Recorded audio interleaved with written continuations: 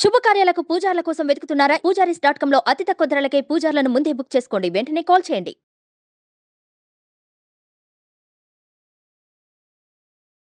ఓం శ్రీ గురుభ్యో నమః. శ్రీ మహాగణాధిపతయ నమః. శ్రీమాత్రే నమః. కర్కటే పూర్వఫల్గుణ్యాం తులసీకాననోద్భవాం పాండ్యే విశ్వంభరాం గోదాం వందే శ్రీరంగనాయకీం. నీళాతుంగస్తనగిరితటీ సుప్తముద్బోధ్య కృష్ణం పారార్జం స్వం శృతిశతశిరసిద్ధమధ్యాపయంతి స్వోచ్ఛిష్టాయాం స్రజనిగళితం యా బలాత్కృత్య భుంక్తే గోదా తస్యై నమ ఇదమిదం భూయ ఏవాస్తు భూయః.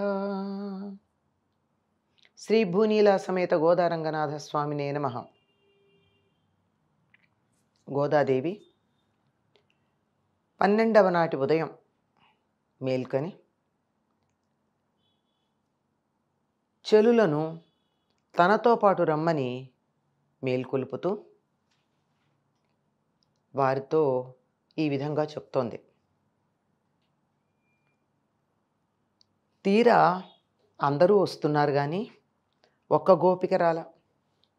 రోజుకొక గోపికని ప్రత్యేకంగా ఆవిడ నిద్ర మేల్కొల్పవలసినటువంటి పరిస్థితి వస్తూ ఉంది. ఏమి కారణం అంటే జీవులలో ఉన్నటువంటి సాధనాపరంగా వచ్చే విఘ్నాలకి కారణమైన లక్షణాలను కలిగిన వాళ్ళు 10 మంది అటువంటివే.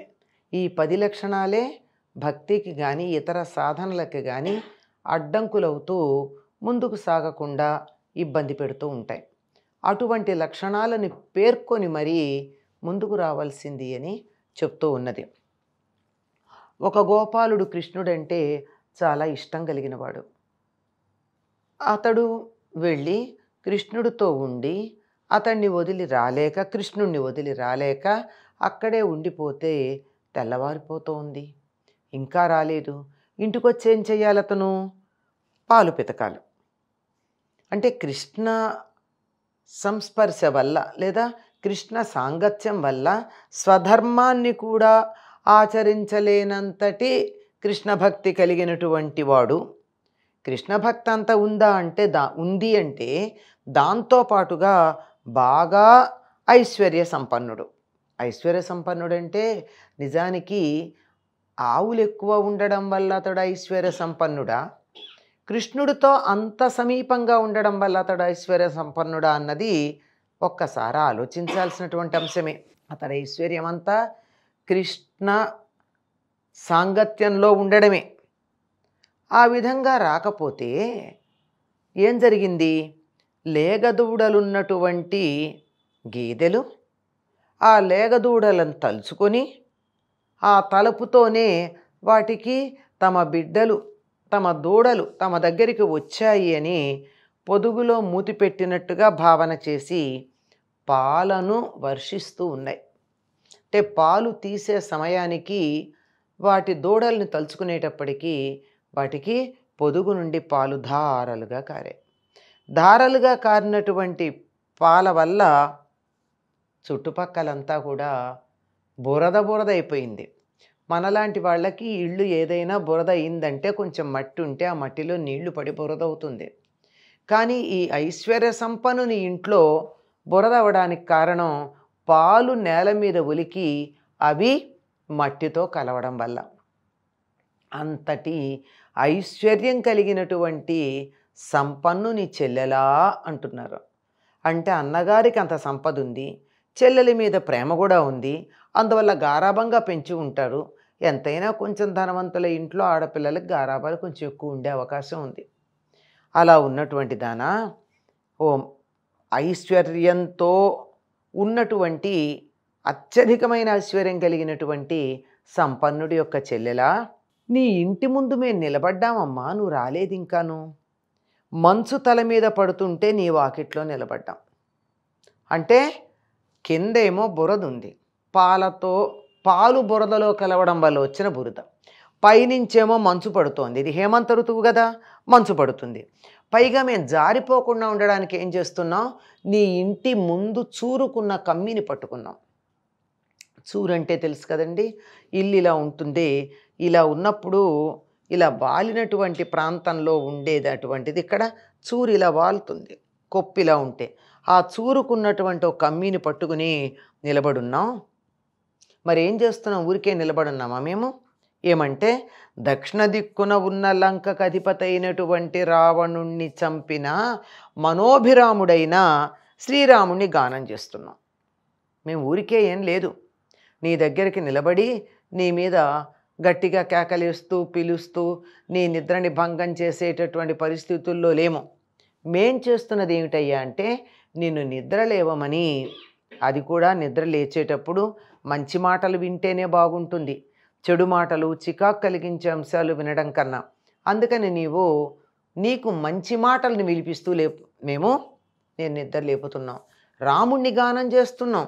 దక్షిణాధీశుడైనటువంటి అంటే దక్షిణ దిక్కున ఉన్న బలవంతుడైనటువంటి రావణుణ్ణి చంపిన రాముణ్ణి గురించి కీర్తిస్తూ చాలా కోపంతో వెళ్ళి చంపాడండి, మామూలుగా కాదు. ఏదో యుద్ధానికి అతడెత్తొస్తే ఇతడు వెళ్ళడం కాదు, అతడిని చంపాలి అనేటటువంటి ఒక శత్రుత్వాన్ని మనసులో పెట్టుకుని మరీ వెళ్ళాడు. ఆయన్ని గురించి మేము పాడుతున్నాం. నువ్వు కూడా నీ గొంతు విప్పి మాతో కలవవా, మాతో గానం చెయ్యవా? నీ నోరసలు విప్పకుండా అలాగే ముడుచుకుని కూర్చుంటావా? ఇంకా మా దగ్గరికి రా, మమ్మల్ని ఏలుకో. ఇంత గాఢ నిద్ర, ఎందుకెలా నిద్రపోతున్నావు? నువ్వు చాలా నిద్రపోతువి, అధికంగా నిద్రపోతావని నీ సంగతి ఊళ్ళో వాళ్ళందరికీ తెలిసిపోయింది అని మరొక చెలిని నిద్రలేపుతూ ఉన్నారు. ఈ అన్నింటిలోనూ కూడా మనకు కనపడుతున్న సామాన్య లక్షణం ఏమిటంటే గోదాదేవి కొంతమంది చెల్లులు వ్రతం చేయడానికని బయలుదేరుతూ రాక తమతో కలవకుండా ఉన్నటువంటి ఒక ప్రత్యేక లక్షణం కలిగినటువంటి గోపికని నిద్రలేపడం కనపడుతుంది. ఈ నిద్రలేపే సందర్భంలో ఏమని నిద్రలేపుతున్నారు? కృష్ణావతార కథలు, వామనావతార కథలు, ఇక్కడికి వచ్చేటప్పటికీ రామావతార కథలు కూడా ఉన్నాయి. అంటే నిద్రలేపడానికి కూడా భగవత్ సంబంధమైనటువంటి పాటలని ఆధారంగా చేసుకున్నటువంటి భక్త అగ్రగణ్యులు వీరు. దేనికైనా భగవంతుని నామము, భగవంతుని చరిత్ర తప్ప మరొక్క దానిని ఆధారంగా చేసుకోకుండా ఉండగలిగినటువంటి లక్షణం కలిగిన వారు. అందువల్ల ఏమని లేపుతున్నారు? రాముడి గురించి మేం పాట పాడుతున్నాం, రాముణ్ణి కీర్తిస్తూ ఉన్నాం, అయినా నువ్వు రావట్లేదేమిటి? ఇంత నిద్ర నీకు, ఇంత గాఢ నిద్రపోతున్నావా? మా మాటలన్నా వినపట్టలేదా? నువ్వు లేచి రావాల్సింది అని. అంటే ఇక్కడ ఒక విశేషం ఉంది.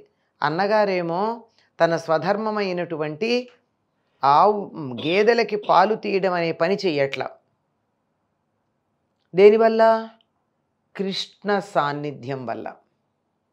చెల్లెలేమో ఆవిడికి ఎటువంటి ఆలోచనలు ఉన్నాయో, ఎటువంటి భక్తి ఉందో నిన్నటిదాకా వీళ్ళతో పాటు వచ్చింది కదా, మరి ఏం భక్తి మనస్సులో స్థిరంగా నిలిచి ఉందో ఏమో కానీ ఆవిడ మేలుకోవటం లేదు, బయటికి రావటం లేదు, మాట్లాడటం లేదు, కీర్తనలో భాగస్వామ్యం తీసుకోవటం లేదు, తలుపు తెరిచైనా బయటికి రావటం లేదు.